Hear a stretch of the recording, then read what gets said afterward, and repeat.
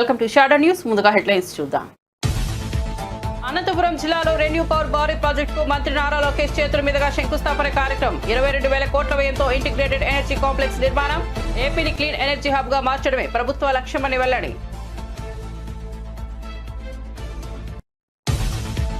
ఫైళ్ల clearance కి మంత్రులు డబ్బులు తీసుకుంటారని కొండా సురేఖ వ్యాఖ్య. వరంగల్లో ప్రభుత్వ బాలికల జూనియర్ కాలేజీ శంకుస్థాపనలో ఈ వ్యాఖ్యలు. 4.5 కోట్లతో కాలేజీ బోర్డు నిర్మాణానికి కంపెనీ ముందుకు వచ్చిందన్న సురేష. గత బీఆర్ఎస్ మంత్రుల గురించి రెడ్డి సురేఖ వివరణ. తన వ్యాఖ్యలను వక్రీకరించారని ఆరోపణ. ఆపరేషన్ సింధు ట్రైలర్ అయిన రాజ్నాథ్ సింగ్ సమయం వచ్చినప్పుడు పూర్తి సినిమా చూపిస్తామని వ్యాఖ్య. ఉగ్రవాదాన్ని పెంచి పోషిస్తే పాకు తగిన బుద్ధి చెబుతామని హెచ్చరిక. బ్రహ్మోస్ క్షిపణి దెబ్బకు పాక్ దిగొచ్చిందన్న రక్షణ మంత్రి. 23 నిమిషాల్లోనే పాక్ లో ఉగ్రముక్కలకు దెబ్బతీస్తామని వెల్లడి. వల్లభనేని వంశీపై మరో కేసు నమోదు. గన్నవరంలో అక్రమ మైనింగ్ కు పాల్పడ్డారని మైనింగ్ ఏడీ ఫిర్యాదు. గన్నవరం పోలీస్ స్టేషన్ లో వంశీపై కేసు నమోదు. 100 కోట్లపైన అక్రమాలకు పాల్పడ్డారని వంశీపై మైనింగ్ ఏడీ ఫిర్యాదు.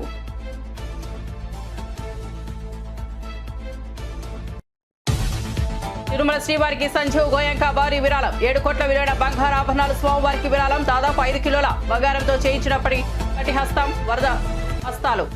ఐపీఎల్లో లక్నో జట్టు యజమాని సంజీవ్ గోయంక. నష్టాలతో ముగిసిన భారత స్టాక్ మార్కెట్లు. ఇటీవల లాభాల నేపథ్యంలో మదుపరుల లాభాల స్వీకరణ. సెన్సెక్స్ 200, నిఫ్టీ 42 పాయింట్ల నష్టం. మెరుగ్గా రాణించిన స్మాల్ మిడ్ క్యాప్ షేర్లు. అమెరికా డాలర్తో పోలిస్తే స్వల్పంగా పెరిగిన రూపాయి విలువ. ఇక వార్త వివరాల్లోకి వెళ్తే, ఆంధ్రప్రదేశ్ ను పునరుత్పాదక ఇంధన రంగంలో అగ్రగామిగా నిలపాలన్న లక్ష్యంతో ప్రభుత్వం కీలక అడుగులు వేస్తోంది. ఇందులో భాగంగా అనంతపురం జిల్లా గుంతకల్ నియోజకవర్గం వేతపల్లి గ్రామంలో రెన్యూ పవర్ సంస్థ ఏర్పాటు చేయనున్న 22,000 కోట్ల విలువైన భారీ హైబ్రిడ్ ఇంటిగ్రేటెడ్ ప్రాజెక్టుకు రాష్ట్ర ఐటీ విద్యాశాఖల మంత్రి నారా లోకేష్ భూమి పూజ చేశారు. ఈ ప్రాజెక్టు ద్వారా రాష్ట్రంలో పారిశ్రామిక ప్రగతితో పాటు వేలాది మంది యువతకు ఉపాధి అవకాశాలు లభించనున్నాయి. ఈ సందర్భంగా జరిగిన సభలో మంత్రి నారా లోకేష్ మాట్లాడుతూ, రెన్యూ పవర్ ప్రాజెక్టుకు మనం వేస్తున్న పునాదిరాయి భారతదేశ క్లీన్ ఎనర్జీ విప్లవానికి పునాదిరాయి వంటిదే. 22,000 కోట్ల పెట్టుబడితో రూపుదిద్దుకున్న ఈ ప్రాజెక్టు కేవలం గ్రిడ్లకు శక్తినివ్వడమే కాకుండా నిరుద్యోగ యువత ఆశయాలకు ఊతమిస్తుందని పేర్కొన్నారు. And all these investments are coming predominantly to the Rayalaseema region of our Andhra Pradesh. These are not just investments, they are endorsements of trust, vision and Andhra Pradesh that is open for green business. The Anantapur Renewable Energy Complex will rise in 2 powerful phases. Phase 1, 587 megawatts of solar energy, 250 megawatts of wind, and 415 megawatts of battery energy storage system. A total investment of 7,000 crores will be deployed by Renew Energy.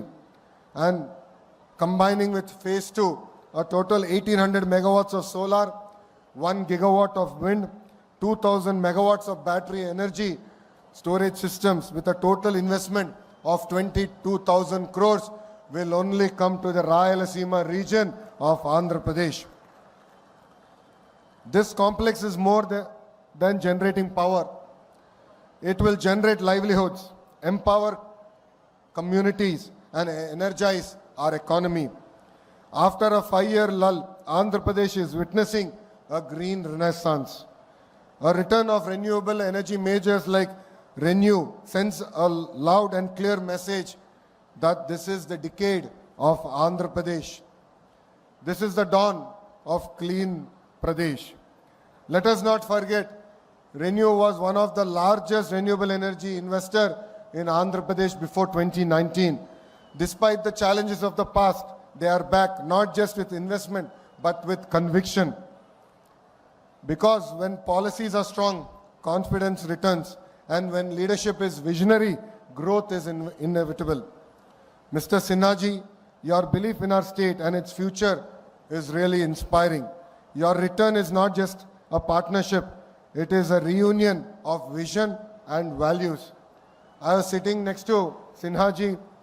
He was explaining various other projects as a group they want to undertake. I told him only one thing: give Andhra Pradesh the first opportunity and we will deliver on the speed of doing business,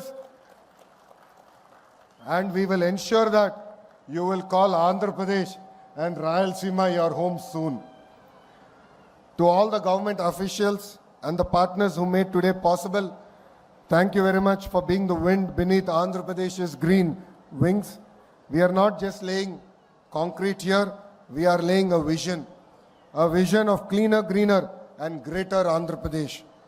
I would request all my cabinet colleagues, MLAs, MPs, NETCAP and all concerned district officials to extend all support to such projects and ensure that they have absolutely zero difficulty. The collector is also here. He has to take up the responsibility and lead from the front. The Honorable Energy Minister is also here. Any support that is required, we are more than willing to extend. Every step taken today to support investors during project execution will go a long way in establishing us as a leading state in renewable energy deployment and a hub for clean energy. Together, let us rise. Operation Sindoor ఇంకా ముగిసిపోలేదని ప్రపంచం ఇప్పటి వరకు చూసింది కేవలం ఒక trailer మాత్రమేనని సరైన సమయం వచ్చినప్పుడు భారత సాయుధ దళాలు పూర్తి సినిమా చూపిస్తాయని రక్షణ మంత్రి రాజ్నాథ్ సింగ్ సంచలన వ్యాఖ్యలు చేశారు. పాకిస్తాన్ ఉగ్రవాద చర్యలు ప్రోత్సహిస్తున్న తీరుపై ఆయన తీవ్ర స్థాయిలో విరుచుకుపడ్డారు. గుజరాత్లోని భుజ్లో ఉన్న భారత వైమానిక దళ స్థావరంలో శుక్రవారం ఎయిర్ వారియర్స్ భద్రతా దళాలను ఉద్దేశించి రాజ్నాథ్ సింగ్ ప్రసంగించారు. ఆపరేషన్ సింధూర్ ఇంకా ముగియలేదు, అందరూ ఇప్పటిదాకా చూసింది ఒక ట్రైలర్ మాత్రమేనని చెప్పారు. पाकिस्तान की सरजमी पर पल रहे आतंक के अजगर को कुचलने के लिए, और वह आपने करके दिखाया है।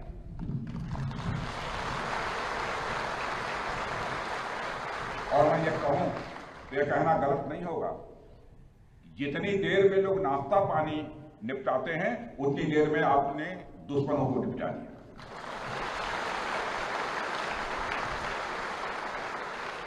आपने दुश्मनों की जमीन पर जाकर आपने मिसाइलें गिराई है। उसकी गूंज केवल भारत की सीमाओं तक ही सीमित नहीं रही है, बल्कि सारी दुनिया ने सुना है मेरे दोस्तों, सारी दुनिया ने सुना। और वास्तव में वह गूंज सिर्फ मिसाइल्स की ही नहीं थी, वह गूंज थी आपके शौर्य की और भारत के सेना के जवानों के पराक्रम। ऑपरेशन सिंदूर में भारतीय वायुसेना ने जो प्रभावी भूमिका निभाई है, उसकी सराहना इस देश में ही नहीं बल्कि दुनिया के दूसरे देशों में भी हो रही है। आपके इस ऑपरेशन में न केवल दुश्मनों को डोमिनेट किया है आपने, बल्कि उन्हें डेसिमेट करने में भी कामयाबी हासिल की है। आतंकवाद के खिलाफ चलाए गए इस अभियान को नेतृत्व हमारी एयरफोर्स ने किया, और हमारी एयरफोर्स एक ऐसी स्काई फोर्स है जिसने अपने शौर्य, पराक्रम और प्रताप से आसमान की नई और बुलंद ऊंचाइयों को भी छू लिया है।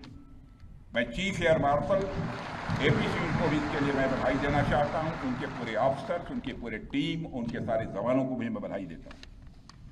और साथियों, कोई छोटी बात नहीं है कि हमारी एयरफोर्स की पहुंच पाकिस्तान के हर कोने तक है, और ये बात पूरी तरह से साबित हो चुकी है तो हमारी तीनों फोर्सेस की, लेकिन आज एयरबेस पर आए हूं इसलिए मैं इसकी चर्चा कर रहा हूं। और आज स्थिति यह है कि भारत के फाइटर प्लेन बिना सरहद पार किए ही यहीं से उनके हर कोने तक सीधा प्रहार करने में पूरी तरह से सक्षम है। और पूरी दुनिया ने देख लिया है कि कैसे आपने पाकिस्तान की धरती पर मौजूद आतंकवाद के 9 ठिकानों को ध्वस्त कर दिया। बाद में की गई कार्रवाई में उनके अनेक एयरबेस भी तबाह कर दी है। ऑपरेशन सिंदूर के दौरान इंडियन एयरफोर्स ने केवल पराक्रम ही नहीं दिखाया है, बल्कि पूरी दुनिया के सामने प्रमाण भी दिया है। प्रमाण इस बात का తిరుమల శ్రీవారికి ప్రముఖ వ్యాపారవేత్త IPL franchise Lucknow Super Giants యజమాని సంజీవ్ గోయంకా భారీ విరాళం అందజేశారు. 7 కోట్ల విలువైన బంగారు ఆభరణాలను స్వామివారికి బహూకరించారు.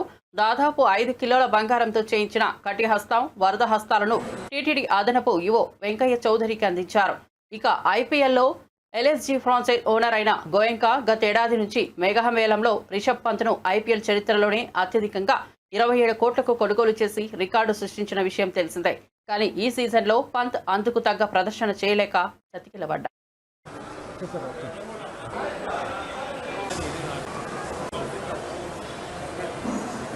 ध्वरायोषसो नमन्ता दधिक्रामे वसुजये पदायं वसुभिधं भगन्नः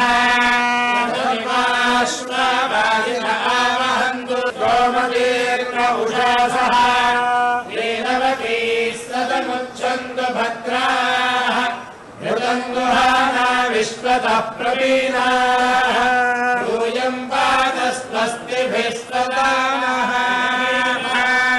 वृषभाद्रीश्वर एव दैवतन्नः फणिशैलाधिप एव दैवतन्नः भगवान् वेङ्कटदेव दैवतन्नः श्रीनिवासः परदैवतन्नः श्रीनिवासः परबन्धनन्नः श्रीनिवासः कुलदैवतन्नः श्रीनिवासः परभागजन्नः तत्राब्जे भाग्यलक्ष्मीः करतलकमले सर्वदा दानलक्ष्मीः स्वार्तन्ये भूतकारुण्यलक्ष्मीः हठाग्रे शौर्यलक्ष्मीः निखिलगुणगणारम्भरे कीर्तिलक्ष्मीः सर्वान्राज्यलक्ष्मीः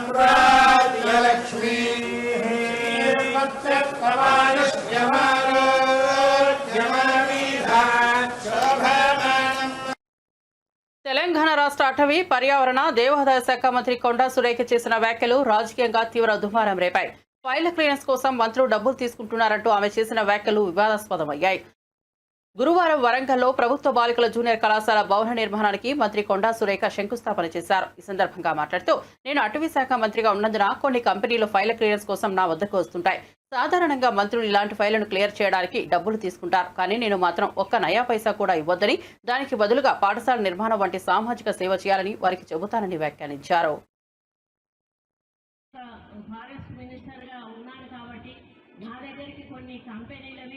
క్లియరెన్స్ కోసం అని చెప్పి ఫైల్స్ వస్తూ ఉంటాయి.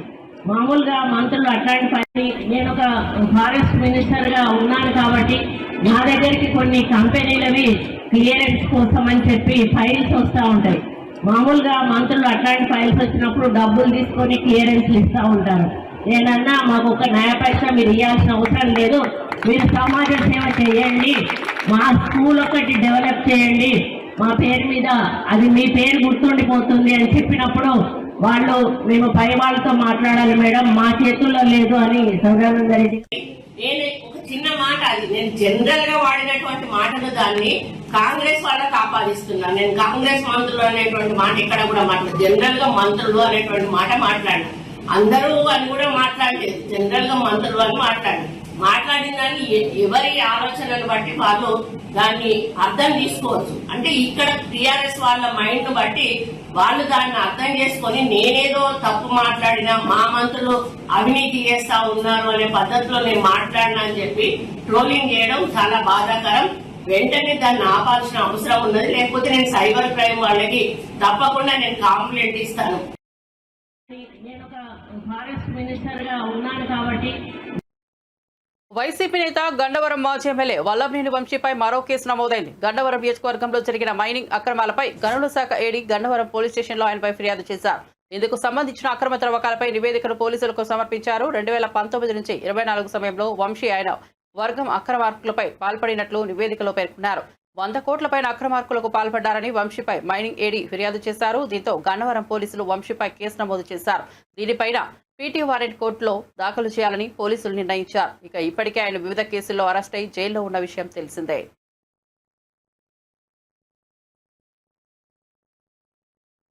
దేశీయ స్టాక్ మార్కెట్లు శుక్రవారం నష్టాలతో ముగిశాయి. ఇటీవలి కాలంలో నమోదైన లాభాల నేపథ్యంలో మదుపరులు లాభాల స్వీకరణకు మొగ్గు చూపడంతో వారాంతపు చివరి ట్రేడింగ్ సెషన్లో కీలక సూచీలైన సెన్సెక్స్, నిఫ్టీ రెండు నష్టాలను చవిచూశాయి. బీఎస్సీ సెన్సెక్స్ 200.15 పాయింట్లు క్షీణించి 82,330.59 వద్ద స్థిరపడింది. ట్రేడింగ్ సమయంలో సెన్సెక్స్ ఒక దశలో 82,514.81 గరిష్ట స్థాయిని తాకి మరో దశలో 82,146.95 కనిష్ట స్థాయికి పడిపోయింది.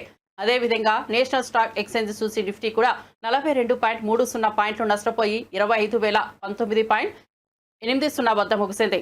గురువారం నాటి భారీ ర్యాలీ అనంతరం నిఫ్టీ కన్సాలిడేషన్ బాట పట్టినట్లు తెలిసింది. ఇస్రో చైర్మన్ వి నారాయణ్ తిరుమల శ్రీవారిని దర్శించుకున్నారు. ఉదయం ప్రత్యేక దర్శన టికెట్ల ద్వారా స్వామివారిని దర్శించుకున్న ఆయన శ్రీవారి దర్శనంతో ఆనందంగా ఉన్నారని పేర్కొన్నారు. దర్శనం అనంతరం టెంపుల్ అధికారుల నుంచి తీర్థ ప్రసాదాలు స్వీకరించారు. ఆలయ అర్చకులు వేద ఆశీర్వచనాలతో సత్కరించారు. ఇటీవల ఇస్రో చేపట్టిన విజయవంతమైన మిషన్లకు ఇది దైవ ఆశీర్వాదమేనని ఆయన అభిప్రాయపడ్డారు. భవిష్యత్తులో మరిన్ని అంతరిక్ష విజయాలు సాధించేందుకు శ్రీవారి ఆశీస్సులు కావాలన్నారు.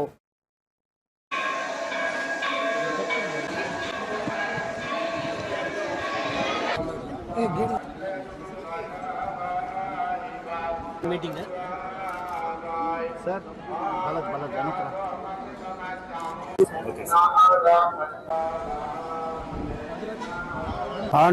on 18th early morning 5:59 we have scheduled the 101st launch of India. The PSLV C-61 rocket will be lifting the Earth observation satellite 09.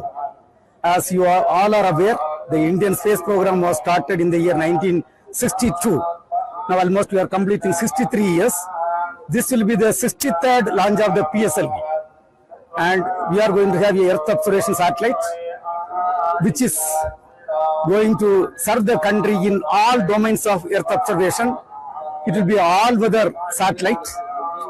Irrespective of the cloud or rain, it can take the Earth observation data and serve the country in all domains. Thank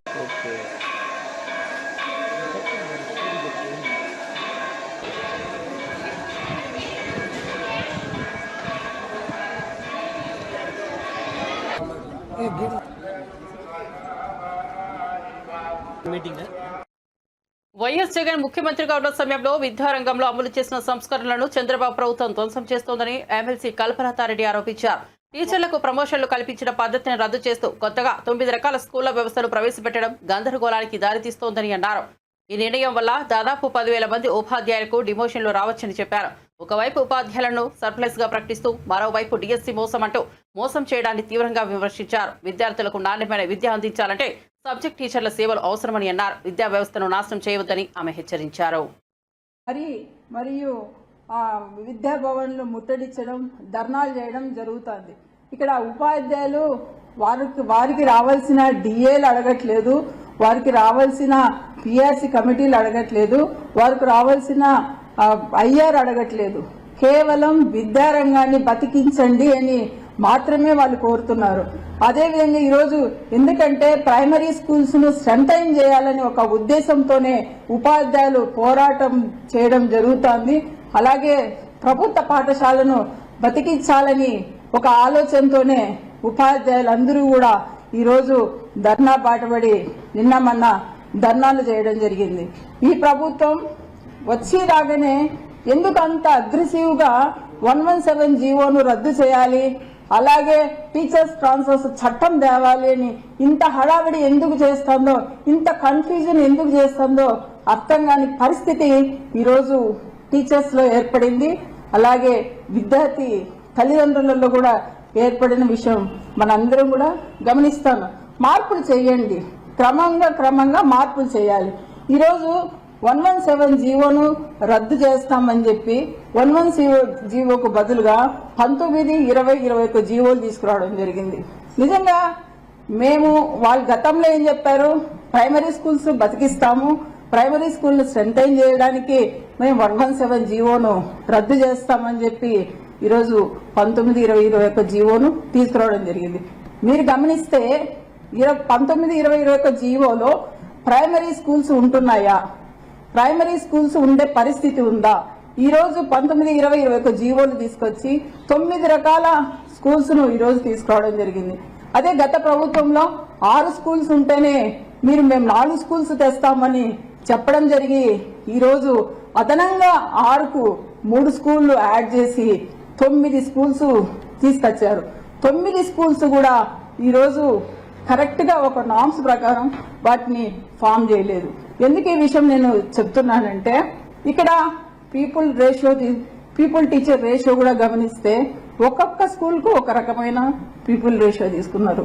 ఒక దాంట్లో 1:20, ఒక దాంట్లో 1:30, ఒక దాంట్లో 1:10, ఒక దాంట్లో 1:10 ఇలా తీసుకొని పోయి గ్రూప్ 1 పరీక్షల విషయంలో రాష్ట్ర ప్రభుత్వంపై నిరసన వ్యక్తం చేస్తున్న విద్యార్థుల ఆందోళనపై సీఎం రేవంత్ రెడ్డి ఒక్కసారి కూడా సమీక్ష చేయలేదని VRS MLA doctor Kalvakuntla Sanjay విమర్శించారు. పోటీ పరీక్షలు ఎలా జరుగుతున్నాయన్న అవగాహన రేవంత్ రెడ్డికి లేదని అన్నారు.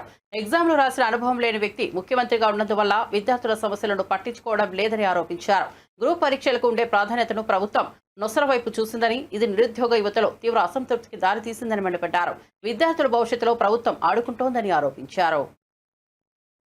విషయం ఏంది, ఈ కేసులు ఏంది, ఎందుకు జరుగుతూ ఉంది, అసలు ఈ గ్రూప్ 1 ఎగ్జామ్స్ మీద ఇంత రాద్ధాంతం జరుగుతూ ఉంటే ముఖ్యమంత్రి గారు ఇన్నిసార్లు మిస్ వరల్డ్ రివ్యూ మీటింగ్లు, ప్రపంచ సుందరులతో భోజనాలు ఇన్నిసార్లు చేసినారు. కానీ మరి ఇప్పటి వరకు 2 మంది విద్యార్థుల జీవితాలకు సంబంధించిన విషయం పైన, గ్రూప్ 1 ఎగ్జామ్స్ లో జరుగుతున్న రాద్ధాంతం పైన ఇప్పటి వరకు కనీసం ఒక రివ్యూ మీటింగ్ అన్న. నాకు ఏమనిపించిందంటే, మొన్న ఒక ఫోటో కనబడింది, మిస్ వరల్డ్ పోటీలకు పోయినారు, ఎంటైర్ క్యాబినెట్ ఒకటే టేబుల్ మీద కూర్చుంది. మొన్న మొత్తం క్యాబినెట్, ఉత్తమ్ కుమార్ రెడ్డి గారు కానివ్వండి, శ్రీధర్ బాబు గారు కానివ్వండి, ముఖ్యమంత్రి గారు కానివ్వండి. ఆ రోజైనా మరి ఇన్నేళ్లు చదువుకున్న విద్యార్థులు గ్రూప్ 1 ఎగ్జామ్ వాళ్ళ ప్రాణం పనంగా పెట్టి, వాళ్ళ తల్లిదండ్రులు పనంగా పెట్టి ఇన్ని సంవత్సరాలు విద్యార్థులు చదువుకొని పరీక్షలు రాస్తే వాళ్ళకున్న సందేహాలని మనం కనీసం నివృత్తి చేయట్లేదు. కనీసం ఒకసారి రివ్యూ మీటింగ్ పెట్టుకుందాము అని కూడా ముఖ్యమంత్రి గారికి ఆలోచన రాలేదు. ఏమన్నా అంటే, ఒకప్పుడు పరీక్షలు నోటిఫికేషన్లు పెట్టమని చెప్పి రోడ్డెక్కినారు విద్యార్థులు, ఇవాళ నోటిఫికేషన్లు వద్దు అని చెప్పేసి రోడ్డెక్కుతా ఉన్నారు. ఒకసారి నేను ముఖ్యమంత్రి గారిని అడగదలుచుకున్నాను, ముఖ్యమంత్రి గారు ఏ విద్యార్థులు ఇప్పుడు నోటిఫికేషన్ వద్దని చెప్పినారో మీరు దయచేసి మా అందరికి చెప్పాలి. ఇక నెక్స్ట్ మీ ముఖ్యమంత్రి గారు ఏమంటారంటే, రైతులందరినీ రైతు బంధు చేయొద్దని చెప్పి రోడ్డెక్కినారు, మహిళలను మాకు పెన్షన్ వద్దని రోడ్డెక్కుతా ఉన్నారు, ముఖ్యమంత్రి గారు రైతులు నాకు రుణమాఫీ వద్దు అని చెప్పి రోడ్డెక్కినారు అన్న మాటలు మాట్లాడతాడు ముఖ్యమంత్రి గారు. ఇప్పటి వరకు నాకు తెలిసి ఏ విద్యార్థి, ఏ నిరుద్యోగో మాకు నోటిఫికేషన్లు వద్దు అని చెప్పి ఇప్పటి వరకు రోడ్డెక్కిన దాఖలా లేవు. ఈ ముఖ్యమంత్రి గారు ఆ మాటలు మాడుతూ ఉంటారు. అసలు ఎందుకు ఇన్ని ప్రాబ్లమ్స్ వస్తా ఉన్నాయి?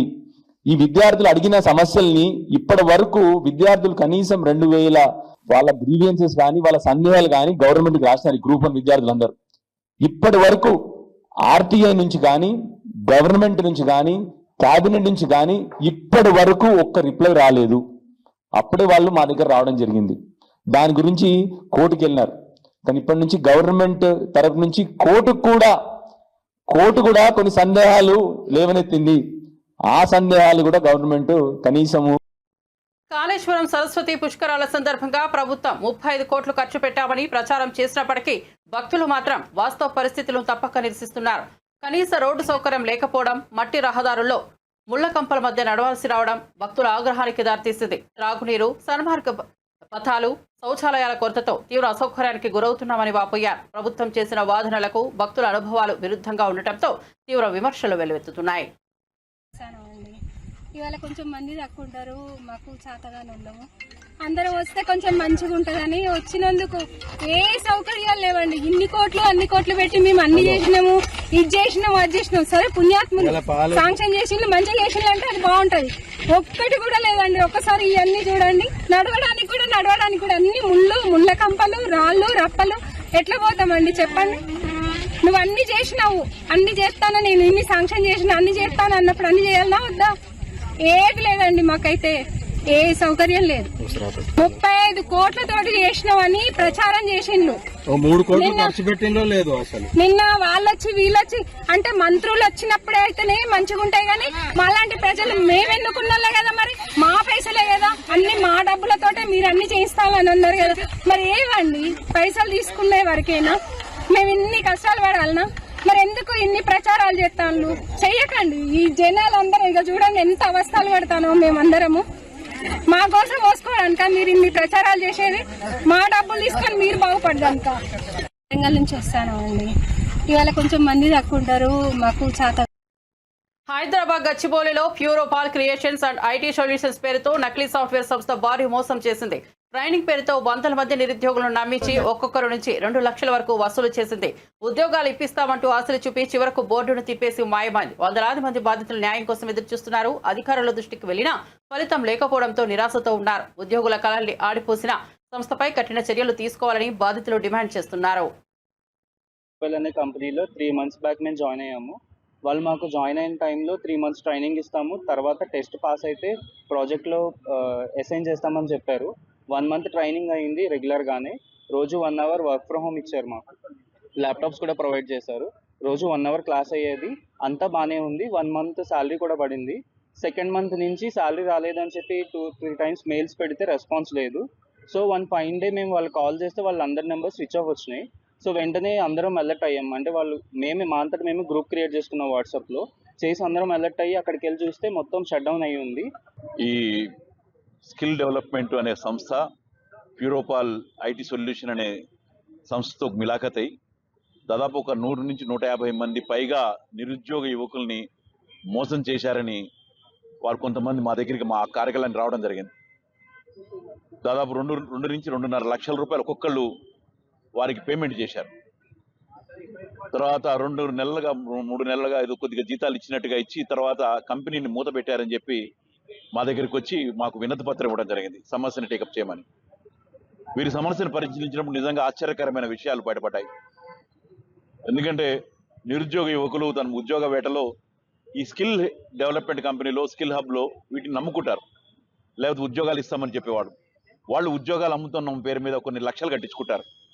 కానీ ఇక్కడ డబ్బులు లేదంటూనే ముందు 10,000, 20,000, 50,000 లాగా మరి మోసం చేసి 2 లక్షల పై తీసుకున్నారు. దీని మీద మేము ఈరోజు పోలీస్ స్టేషన్ కంప్లైంట్ అనుకో. రేవంత్ రెడ్డి వ్యాఖ్యలపై మాజీ మంత్రి కొప్పుల ఈశ్వర్ కౌంటర్ ఇచ్చారు. బీఆర్ఎస్ లో ఎవరు నాయకత్వం వహించాలో నిర్ణయించే హక్కు కాంగ్రెస్ కు లేదన్నారు. మహేష్ కుమార్ గౌడ్ ను పీసీసీ చీఫ్ గా నియమించినప్పుడు మమ్మల్ని అడిగారా అని ప్రశ్నించారు. రాహుల్, ప్రియాంకలు కాక ఖర్గేను ప్రధాని అభ్యర్థిగా ప్రకటించామన్నారు. కేసీఆర్ది దృష్టితో పాలన, రేవంత్ది మాటల గోల అని విమర్శించారు. దళితులను సీఎం చేయాలన్న ప్రేమ నిజమైతే దామోదర రాజనరసింహను లేదా ఖర్గేను సీఎం చేయాలన్నారు. బీఆర్ఎస్ లో ఎవరు నాయకత్వం చేపట్టాలో చెప్పే అర్హత రేవంత్ కు లేదని ఘాటుగా స్పందించారు. CM Revanth Reddy BRS party పైన, తర్వాత హరీష్ రావు గారి ప్రెస్ మీట్ పైన తీవ్రమైన వ్యాఖ్యలు చేయడం జరిగింది. ముందుగా హరీష్ రావు గారిపై చేసినటువంటి వ్యాఖ్యలను తీవ్రంగా ఖండిస్తూ, బీఆర్ఎస్ పార్టీ ఒక ఉద్యమ పార్టీ, తెలంగాణ రాష్ట్రాన్ని సాధించినటువంటి పార్టీ.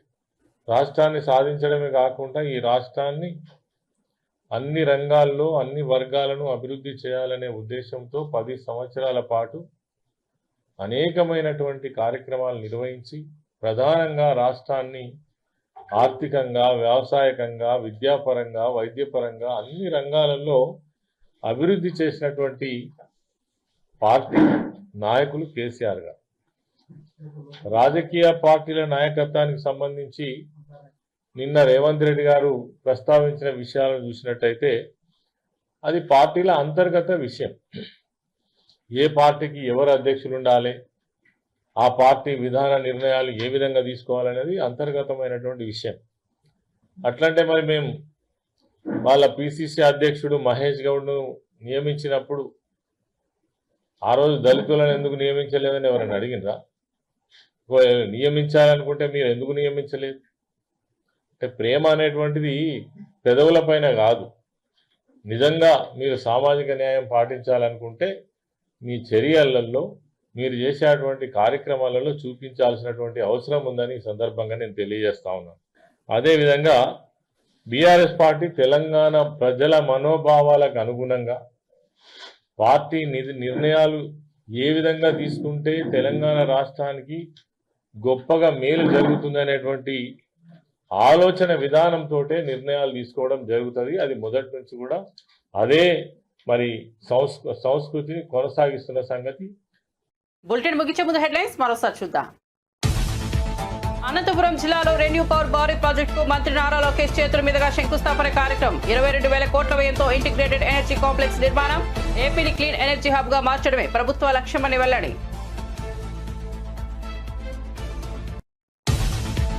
ఫైళ్ల క్లియరెన్స్ కి మంత్రులు డబ్బులు తీసుకుంటారని కొండా సురేఖ వ్యాఖ్య. వరంగల్లో ప్రభుత్వ బాలికల జూనియర్ కాలేజీ శంకుస్థాపనలో ఈ వ్యాఖ్యలు. 4.5 కోట్లతో కాలేజీ బోర్డు నిర్మాణానికి కంపెనీ ముందుకు వచ్చిందన్న సురేష. గత బీఆర్ఎస్ మంత్రుల గురించేనని సురేఖ వివరణ. తన వ్యాఖ్యలను వక్రీకరించారని ఆరోపణ.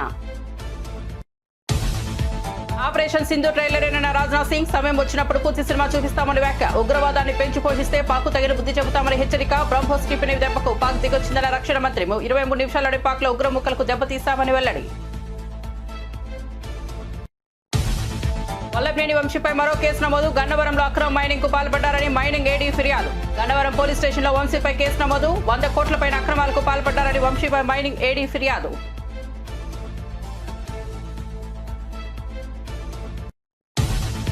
తిరుమల శ్రీవారికి సంజీవ్ గోయంక భారీ విరాళం. 7 కోట్ల విలువైన బంగారు ఆభరణాలు స్వామివారికి విరాళం. దాదాపు 5 కిలోల బంగారంతో చేయించినప్పటి కటి హస్తం వరద హస్తాలు. ఐపీఎల్లో లక్నో జట్టు యజమాని సంజీవ్ గోయంక. నష్టాలతో ముగిసిన భారత స్టాక్ మార్కెట్లు. ఇటీవల లాభాల నేపథ్యంలో మదుపరుల లాభాల స్వీకరణ. సెన్సెక్స్ 200, నిఫ్టీ 42 పాయింట్ల నష్టం. మెరుగ్గా రాణించిన స్మాల్ మిడ్ క్యాప్ షేర్లు. అమెరికా డాలర్తో పోలిస్తే స్వల్పంగా పెరిగిన రూపాయి విలువ. మరిన్ని అప్డేట్స్ కోసం చూస్తూనే ఉండండి షాడో న్యూస్.